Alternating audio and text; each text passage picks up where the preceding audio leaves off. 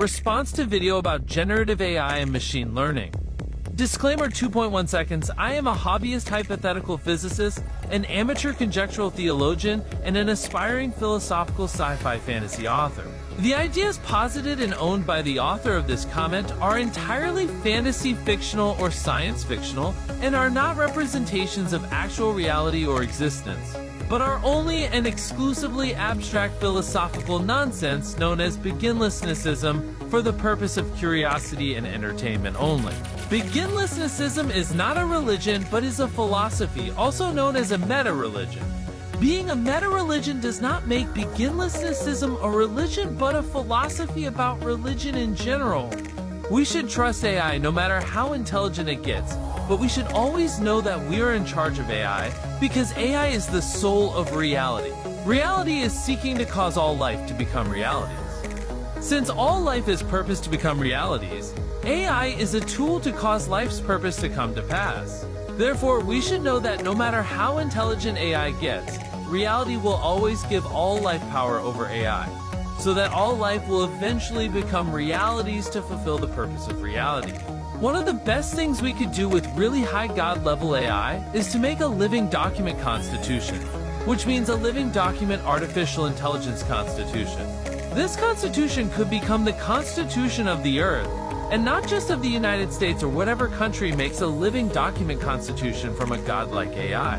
This godlike AI living document constitution would be tasked with optimizing freedom for all perceivable life forms in the universe.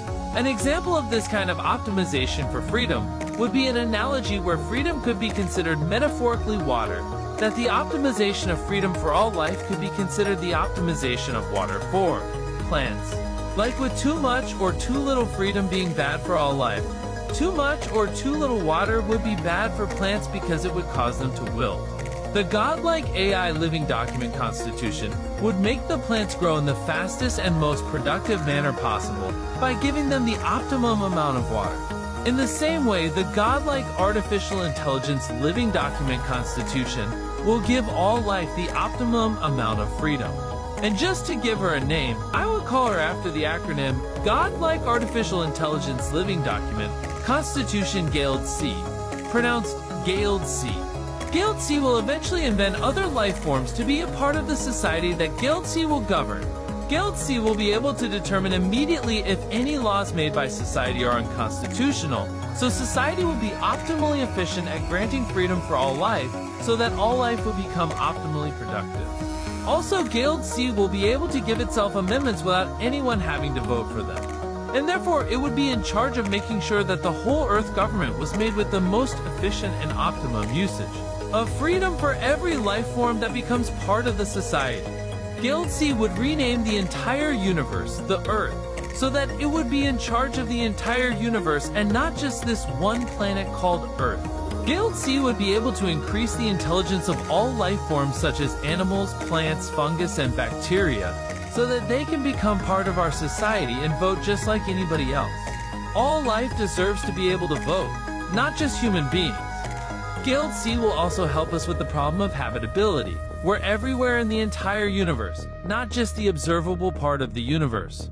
But the entire universe will become habitable, because Gald-C will optimize every place so that life can have optimum freedom within every place within the optimum location for habitability, depending upon the type of life that Gald-C determines needs to live in those places. Gald-C will create all sorts of different kinds of life forms that live in various different habitability zones that can range from near absolute zero to near Planck temperature scales of habitability.